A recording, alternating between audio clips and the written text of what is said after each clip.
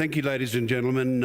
I now declare open the final session, plenary session of the conference, and thank you for your attendance and for the fact that you have, throughout the entire conference, continued to occupy this hall and participate in all of the proceedings. That has been heartening to all of us, particularly on the Executive Board. I'm happy to report to you that the Executive Committee and the Foundation Board of the World Anti-Doping Agency have concluded their discussions on the final draft of the World Anti-Doping Code and the international standards. The board, which represents both governments and the Olympic movement, unanimously agreed to approve and to endorse the code, and the Executive Committee, similarly constituted by sport and governments, unanimously agreed to approve the standards. As the Chair, it is my role to thank each and every one of you for the consultation that you have participated in, for the contributions that you have made to this process, which has led to the code we now have in place today. That code is ready to come into effect on January the 1st, 2015. So I now thank you, the anti-doping community, for your full and unfaltering support in accepting this, the 2015 World Anti-Doping Code, and I request that you might signify that acceptance by acclamation.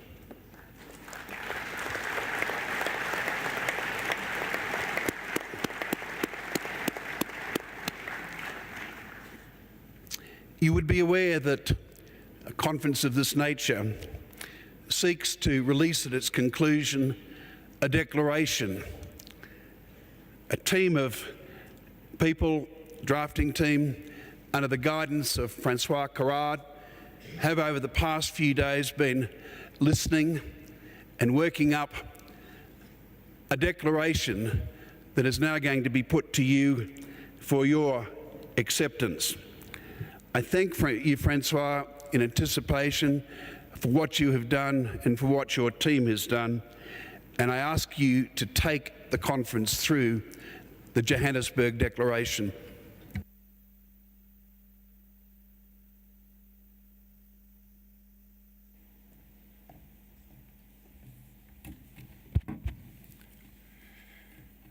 Thank you, Mr. President. Before I read the declaration, I just would like to thank my colleagues of the drafting committee, Messieurs Benjamin Carlier, Michael Gottlieb, Olivier Nigli, Adam Pengeli, Andrew Ryan, Paul Singh, Christian Thiel, and Jendal Warwick. We've been meeting every day after the plenary session, have received many suggestions, and what I will read is a unanimous proposal by our committee. I would also like to thank the staff of WADA, who has helped us tremendously, in particular a lady whose first name only I will disclose is Angela, which means angel. She deserves it.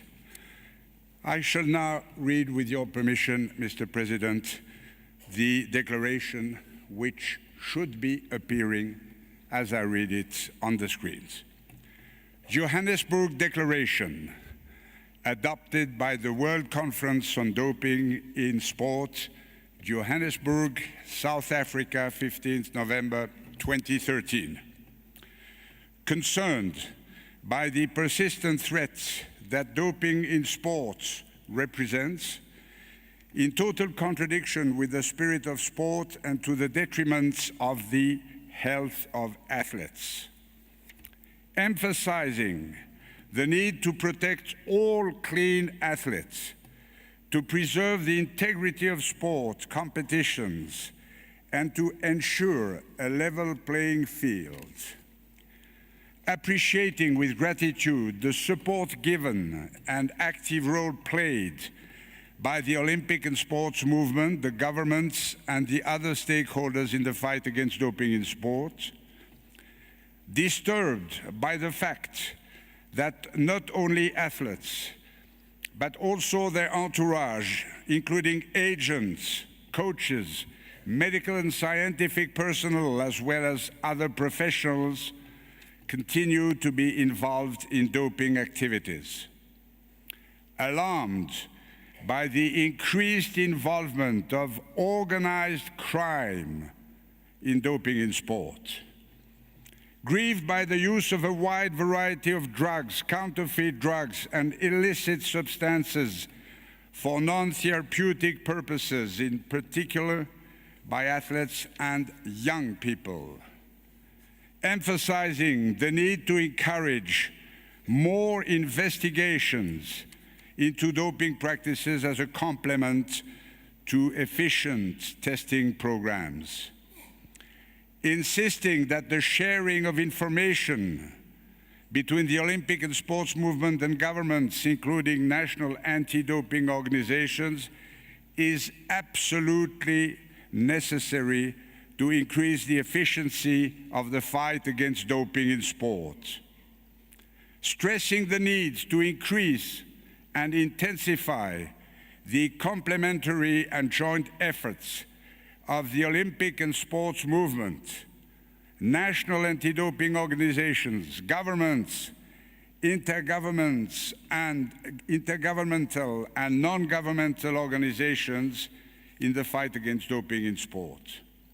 Convinced that new resources and partners for cooperation needs to be mobilized in order to secure further scientific research to strengthen the fight against doping in sport, insisting that all athletes and their entourage from every country and in all sports receive the anti-doping education they deserve and require, with a clear division of responsibility between stakeholders. Reaffirming that the adoption, implementation, and review of the World Anti-Doping Code are essential steps for an effective fight against doping in sport. Recognizing that the World Anti-Doping Code has proven to be an effective instrument for the fight against doping in sport. Commending the 176 countries that have ratified the UNESCO Convention against Doping in Sport as of 1st October 2013, and encouraging all remaining countries to ratify such convention.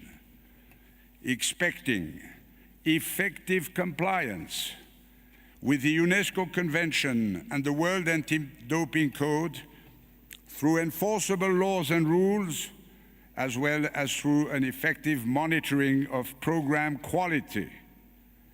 Expressing deep gratitude to the government and the people of South Africa for hosting this conference.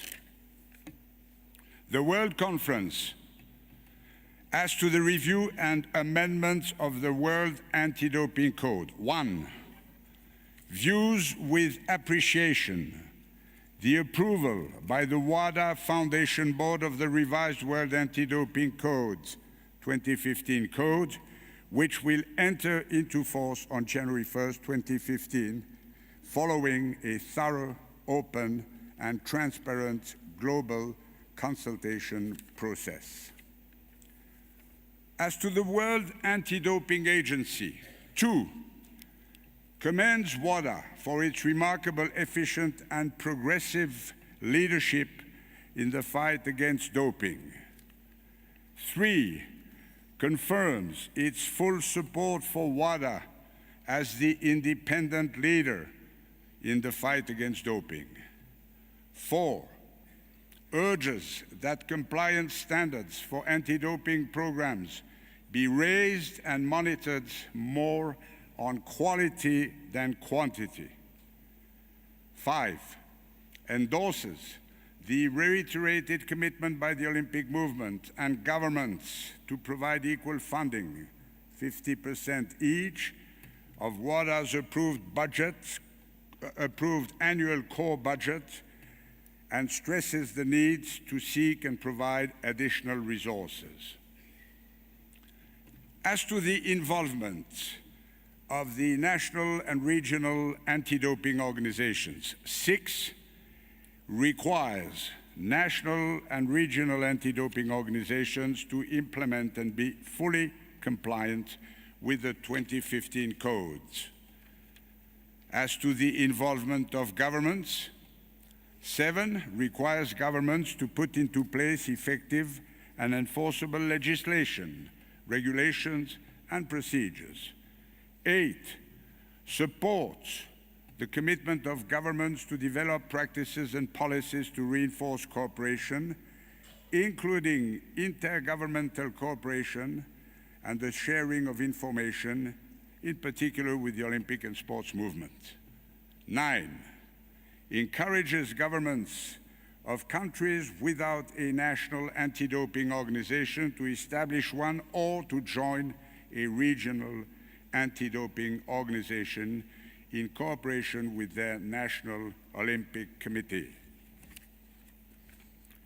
As to the involvement of the Olympic and sports movements, 10 requires the International Olympic Committee, the International Paralympic Committee, international sports federations, national Olympic committees, national Paralympic committees, and major event organizations to implement and be fully compliant with the 2015 codes.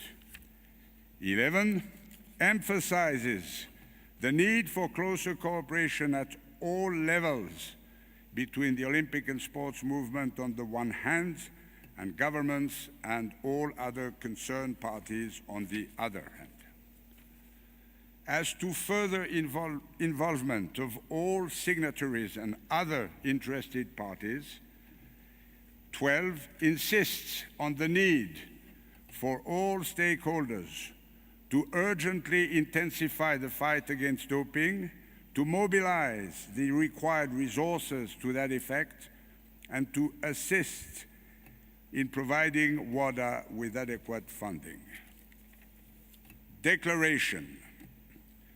The Johannesburg World Conference on Doping in Sport reaffirms that the ultimate objective of the fight against doping in sport is the protection of all clean athletes, and that all concerned parties should commit all required resources and resolve to achieve that objective by intensifying the fight. Thank you.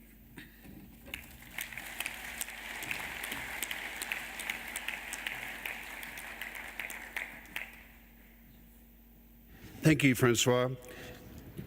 I think you will agree that that declaration reflects the past 3 days of this conference. And I now turn to you, my dear colleagues, for your formal support for the final conference resolution. And I believe you can give that support by acclamation.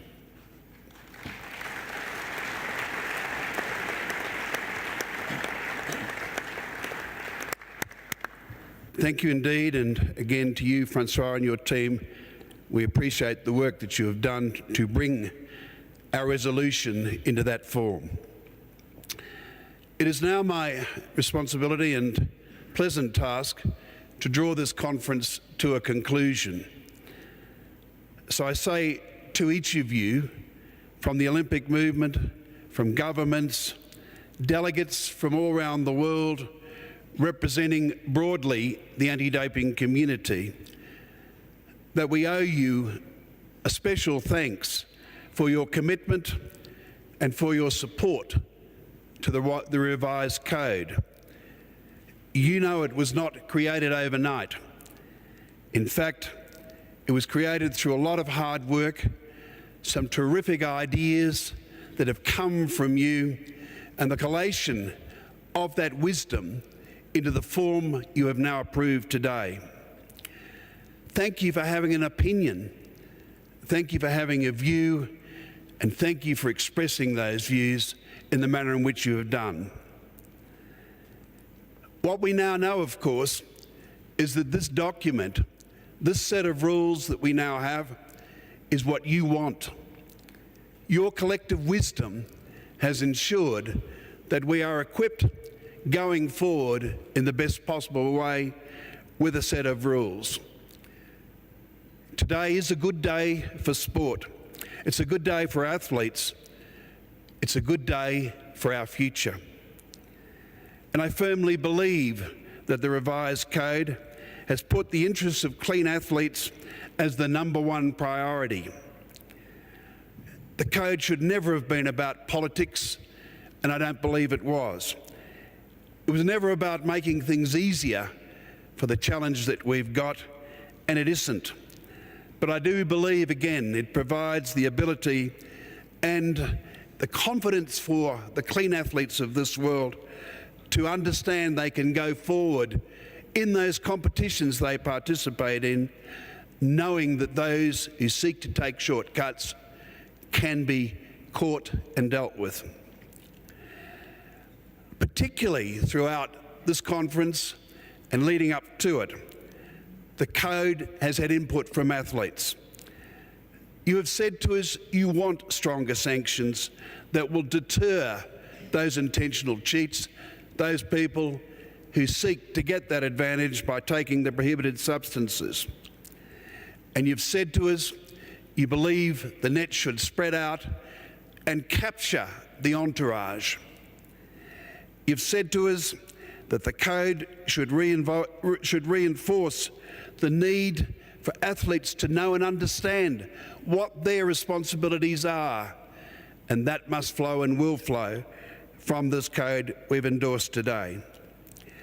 And you've said to us that that can best be achieved by enhancing and expanding our education programs throughout the schools, throughout the clubs, throughout the teams and the sporting bodies. The code offers a lot of improvements to the anti-doping movement. It is firm, but it is fair. It is clear, but it is a strong code. We all know a set of rules are but words and intentions captured on paper. The challenge we all have going forward is to implement that set of rules, to use those words, to materialise those intentions with the actions that we take. And I continue to say, and you know it, that despite some significant and really committed people working extraordinarily hard, we can and we must do better. We must continue to ensure that our priority is the protection of the clean athletes of the world. You have asked for WADA to strengthen its independence, to ensure that help is given, support given, that to enable you to take up what is in this code and to do it in a compliant manner. So, ladies and gentlemen, I conclude the formal conference by thanking you for your commitment to clean sport and your commitment to ensure the timely implementation of the 2015 code. There is work to be done to get ready for the start of 2015, and there is action that must follow. I am heartened by what you have said, and I am confident that you will deliver better than we have done in the past. I leave you with the one thought. If we have been engaged in the past, let us now commit for the real work to begin. I now draw the conference to a conclusion by saying, firstly, we always owe a vote of thanks to our interpreters. We could not communicate from the four corners of the world without their support, who enable us to understand what each of us are seeking to achieve in the statements that we make. So I ask you to put your hands together in appreciation for the interpreters who have given us that support.